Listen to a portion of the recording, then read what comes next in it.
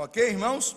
Salmo 147, eu vou ler o 3 e o 4, e os irmãos, aqui e em casa, lerão o versículo 5. Salmo 147, de 2 a 5. E não se assuste, porque eu não vou pular nem um versículo hoje, mas eu quero iniciar lendo esses 3 versículos apenas. Salmo 147, de 3 a 5. Eu vou ler o 3 e o 4, e os irmãos lerão o 5, ok? Só Ele cura os de coração quebrantado e cuida das suas feridas. Ele determina o número de estrelas e chama cada uma pelo seu nome.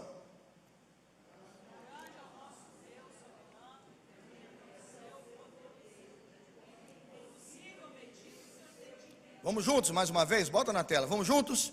Grande é o nosso soberano e tremendo é o seu poder. É impossível medir o seu entendimento. Amém? Pode sentar-se. Grande é o nosso Deus. Você já notou que eu estou tirando o tema do sermão do versículo 5? Você já notou? Olhando para o versículo 5, a frase que me veio à cabeça é: Ele é Deus e não há outro. Ninguém é tão grande como o nosso Deus.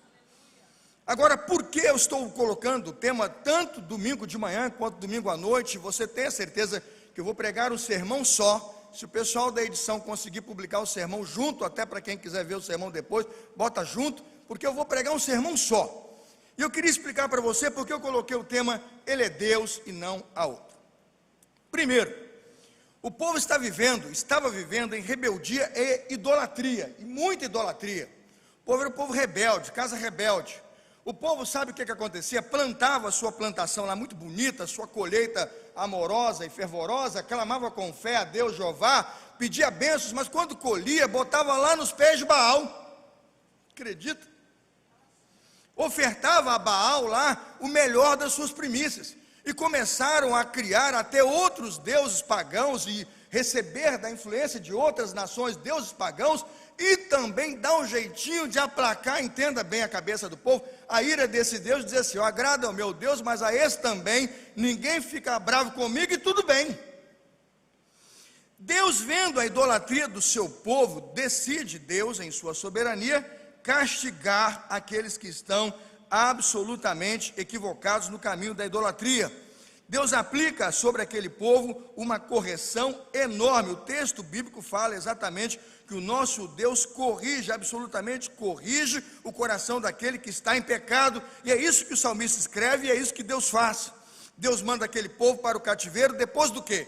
Depois que a Assíria invade a capital de Samaria, né? A Assíria impede a capital de Samaria, ou o reino de Israel, e leva cativo aquele povo, e depois a Babilônia invade o reino do sul, e leva aquele povo cativo, e nós contabilizamos nesse tempo de exílio e cativeiro, Angélica, 70 anos, eu tenho 50, imagino que se eu não viver até os 70, alguns colegas meus faleceram agora de Covid, muitos dos meus colegas de seminário, pastores como eu, com 53, 55, faleceram por Covid, não chegaram aos 60, eu entendo que talvez eu teria morrido no cativeiro, eu não tenho essa idade, 70 anos, mas a Bíblia diz que muitos atravessaram o cativeiro, passaram esses 70 anos e têm agora o privilégio de voltar. Eles vêm na primeira leva com Zorobabel. Zorobabel conduz ali um grande grupo, e com a ajuda de Azeu e Zacarias, eles animam o povo e voltam para a primeira leva de reconstrução do templo. E tem mais, depois Esdras e Neemias voltam para dar continuidade ao trabalho, e é Neemias o maior encorajador para que aqueles muros sejam reedificados e comecemos a reconstrução do templo. Aí você pergunta, por que o senhor está contando isso? Porque o salmista aqui nos mostra claramente que esse texto está demonstrado pós-exílio, e trabalha o texto a ideia da reedificação de Jerusalém. Veja o verso 2, dá uma olhada no verso 2. O Senhor edifica a Jerusalém. Dê uma olhada, por exemplo, nos versículos 12, louva ó Jerusalém ao Senhor, louva ó Sião ao nosso Deus. E dê uma olhada no verso 14, Ele é o que põe em paz os teus termos, e a flor da farinha te farta. O que o povo está celebrando? A volta para Jerusalém, a volta para Sião. Sião e Jerusalém, que são sinônimos. Mas por que eles estão celebrando? Sabe por quê?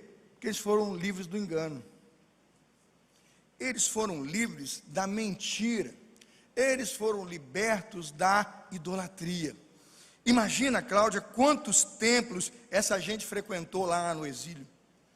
Imagine quantos cultos as famílias desses que estão voltando, como a de Neemias, tiveram oportunidade de servir a outros deuses. Porque o paganismo está na Babilônia, a ponto de a Babilônia ser usada em Apocalipse como a grande prostituta contra o Evangelho. Então o que essa gente teve de oportunidade de trilhar, Rositito, caminho errado, seguir a um Deus errado, buscar falsas esperanças, o que essa gente se decepcionou, coloco aqui, não está no gibi, revista em quadrinho, não está não. É por isso que o salmista percebe a dor do seu povo, percebe a tristeza do povo e a frustração do povo e diz exatamente o que é o tema de vocês. É Deus que sara o coração quebrantado e cura as suas feridas. Que feridas foram essas? Com deuses pagãos, com idolatria, com mentiras que levam a pessoa à frustração. Imagina você orar para um Deus que não pode te socorrer. Imagina você pedir para um Deus que não pode te ajudar. Lembra do profeta Elias? Como que Elias livrou o povo do engano? Quando havia aquele culto para buscar a bênção daquele Deus pagão, Elias falou, faz o seguinte, fica aí nesse altar de vocês e pede o Deus de vocês para botar fogo aí no altar de vocês. Se esse Deus aí botar fogo no altar de vocês, fica tudo bem, vocês acreditem nele. Agora eu vou aqui no meu altar aqui, e Elias, hein Rose, e dá água, hein, isso é desafiar, né? E joga água, né? Na gasolina não, joga água, e molha tudo, e fala, para prejudicar o meu Deus aqui, dizer para ele que ele tem que resolver, porque se ele não resolver, esse aqui vai resolver, então nós vamos ver quem é Deus aqui. Você não pode ficar cocheando entre dois senhores. Irmãos, os profetas de Baal começaram, shibá, shibá, chicote, chicote, imagina que prego e corta e lança para ver se o Deus olha para eles. Elias vai assim, o Deus de vocês é surdo, ele não está ouvindo não? Esse Deus de vocês não fez o cursinho de Libras para entender os sinais que vocês estão fazendo para eles não? Além de surdo, não sabe nem Libras. Esse Deus de vocês é um Zé Mané.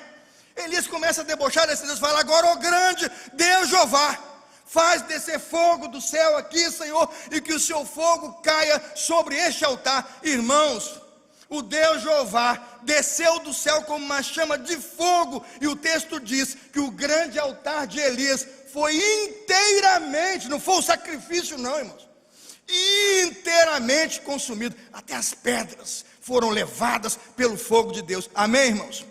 O que o salmista resgata aqui, Rose, é que o nosso Deus é poder, que o nosso Deus é o único Deus. É levantar aqui o culto de Elias e dizer, não cochearei entre dois senhores. Você não pode servir a Deus e a riquezas, você não pode servir a Deus e a Mamon, você não pode adorar a Deus, a Baal e a Xerá, é Deus e mais ninguém. Vocês passaram os 70 anos que passaram, vocês viveram as decepções que viveram, porque Deus deu uma oportunidade ímpar a vocês, para que vocês conheçam a Deus como Ele é, o único Deus. Quando o povo volta com o coração partido, está aqui com feridas abertas, Deus traz de volta aquele povo, recoloca o muro da cidade, anima Neemias com espada e lança nas mãos a guerrear pelo Senhor e a dizer, só o Senhor é Deus. A gente não volta mais atrás, a gente não vai mais para outros cultos, a gente não vai mais para outros templos, a gente não vai adorar mais outros deuses, nós vamos servir ao Senhor. Aí começa então o que eu entendo ser o grande hino de louvor do salmista, agradecendo ao Deus que preserva terra e céus, agradecendo a Deus que cura e apoia e sustenta o aflito, agradecendo ao Deus poderoso que nos deu o poder da sua palavra. E eu quero deixar 3 coisas rápidas, para a gente já tomar a ceia, e à noite eu prego mesmo o sermão todo, mas eu quero deixar 3 coisas para vocês aqui, sobre o poder de Deus, e o reconhecimento deste povo, que Ele é Deus e não há outro. Primeiro, esse é um salmo de louvor, e como um salmo de louvor, ele lança 3 motivos, parece sermão de 3 pontos, mas a culpa não é minha, é do texto, está no texto, ele dividiu o texto em 3 partes, e ele lança 3 motivos, irmãos, para nós louvarmos ao Senhor, e somente ao Senhor. Dê uma olhada no versículo 1, por favor, e veja como ele começa, pode colocar na tela para mim, Salmo 147, 1, a primeira frase do versículo, coloca para mim, como é bom cantar louvores ao Senhor. Está vendo a expressão aleluia? É traduzida no hebraico aqui, ó, louvai. A minha Bíblia diz o que ele colocou halel, lá eu coloquei aqui, ó, louvai ao Senhor. É assim que está no seu salmo? Louvai ao Senhor? É assim? Louvai ao Senhor. Louvai ao Senhor, porque é bom cantar louvores ao nosso Deus. Primeiro, irmãos, Ele é Deus e não há outro, porque nós podemos louvar e devemos louvá-lo, por quê? Aí eu coloco o texto. Louvai ao Senhor porque Ele é bom cantar louvores ao nosso Deus, porque é agradável e decoroso o louvor. E ele continua a partir do versículo 2. O Senhor edifica Jerusalém, congrega os dispersos de Israel, sara os quebrantados de coração e lhes ata as suas feridas.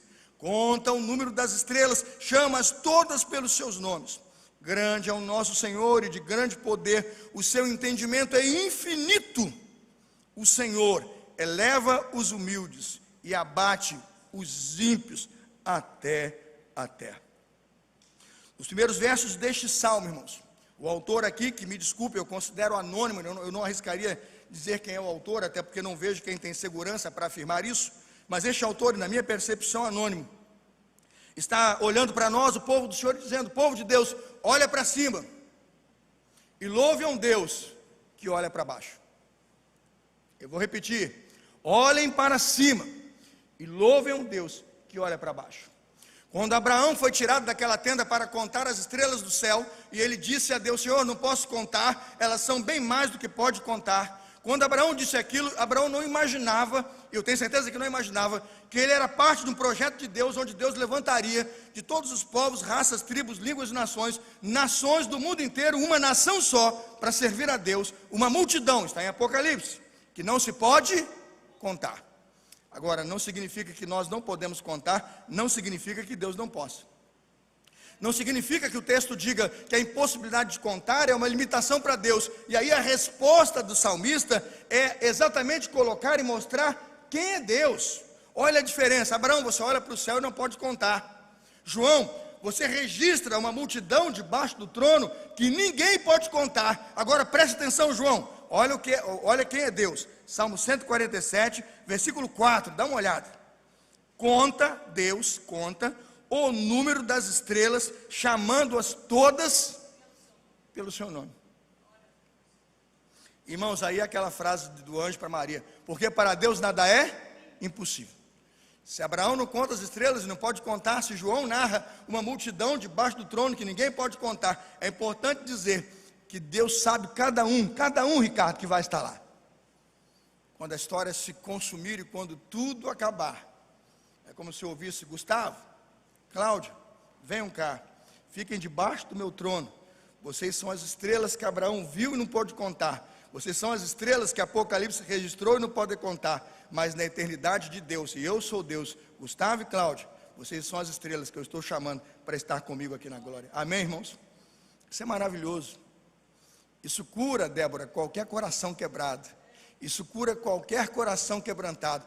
Porque um Deus que sabe quem nós somos, um Deus que sabe na multidão de pessoas o meu nome, esse Deus, Ele sabe quanto dói o luto pelo qual estou passando, quanto dói a enfermidade pela qual estou passando, quanto dói a dificuldade e o desemprego que eu estou afetando, porque Deus nos conhece pelo nome. É por isso que esse é um salmo de louvor e nos inspira a cantar louvores ao Senhor. Segundo lugar, irmãos, nós vamos ao segundo e terceiro lugar, eu termino. Segundo lugar, o salmo é um salmo de louvor, primeiro, porque o versículo 1 diz louvai, mas agora veja o versículo 7, ele retoma mais uma vez a expressão de louvor. Dá uma olhada no versículo 7, querido Rodrigo, por favor. Como é que começa a primeira frase? Cantai. Que coisa linda, Angélica, faz uma letra para esse salmo. Louvai ao Senhor, versículo 1. Versículo 7, cantai ao Senhor. A expressão de fato não é a mesma. A expressão é diferenciada, porque a ideia agora aqui não é simplesmente louvar só com expressões, ou com manifestações, ou com gestos, ou com ações, mas com o verbo. A ideia é que a nossa boca e o nosso lábio possa emitir uma voz de ação de graças. Esse é um salmo de louvor, porque eles reconhecem um Deus do qual sentiram falta há muitos anos. Um Deus que por culpa deles mesmos, eles abandonaram. Seguindo deuses de madeira, deuses de ouro, deuses de prata, deuses de bronze, Deus rio, Deus água. Tem gente na Índia que tem a vaca e diz que a vaca é um deus. preocupados com essas pessoas que estão decepcionadas com os seus deuses, o salmista agora louva a Deus com o povo, dizendo: deem graças a Deus, porque vocês estão de volta para o caminho certo, José Augusto. O caminho certo é, o Deus de vocês, Ele cobre os céus com nuvens, veja o verso 8. O Deus de vocês dá aos animais o seu sustento, até o seu pitbull, o seu rottweiler, o seu dog, o seu cãozinho de estimação, Deus está olhando lá. Deus sabe de tudo. É espetacular olhar para um texto desse, entender que Deus não tem prazer e não tem desvio de atenção quando olha para um bichinho, para um animal, para o sol e para a lua, e tem como se um é mais importante. Não, ele diz assim: Deus não se deleita na força do cavalo, verso 10, nem se compraz nas pernas do homem, ou na força do homem. Agora veja o 11, o Senhor se agrada dos que o temem. O que Deus está dizendo àquele povo através do salmista é que eles têm motivos para cantar, porque o Deus deles ouve e vê o temor com que eles buscam o seu Deus. Chega na presença de Deus sem temor, não chama a atenção de Deus, mas ao coração quebrantado e contrito não resistirá, ó Deus. Terceiro e último lugar, e vamos à mesa do Senhor. Terceira e última frase agora foi dividida em 3 partes. Olha o verso 12. O verso 12, por favor, coloque na tela para nós e veja o que ele pede agora a uma cidade inteira que está sendo reconstruída. Qual é a frase? Louva, ó Jerusalém. Primeiro, ele diz: louvai ao Senhor, e ele dá os motivos pelos quais devemos louvar.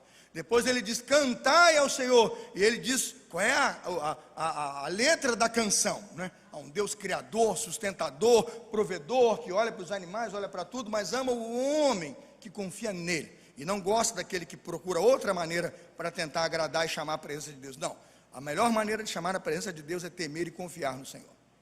Agora a terceira e última lição do salmista hoje é: louva Jerusalém. Por quê? Dá uma olhada no verso 15, por que louvar a Deus? E eu vou terminar. Porque o Senhor é que envia mandamento à terra, a sua palavra corre velozmente. Agradeçamos a Deus, irmãos, porque temos de Deus um mandamento que é a nossa moral, que é a nossa conduta, que é a nossa postura. A Bíblia é a nossa única regra de fé e conduta. Veja porque ele diz para Jerusalém louvar, versículo 18: porque Deus manda a sua palavra e o faz derreter, e os faz derreter, ou seja, o povo se derrete pelo poder da palavra de Deus. Veja, faz soprar o vento e correm as águas. Agora veja o 19: por que celebrar ao Senhor e louvar Jerusalém? Mostra o Senhor a sua palavra a Jacó, e os seus estatutos e juízos mostra a Israel.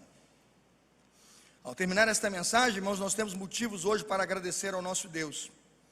A terceira e última chamada do salmista a louvar não é tão somente porque Deus é grande, o único Deus, e nós devemos voltar a Ele porque estamos feridos por Deus e religiões que nos decepcionaram.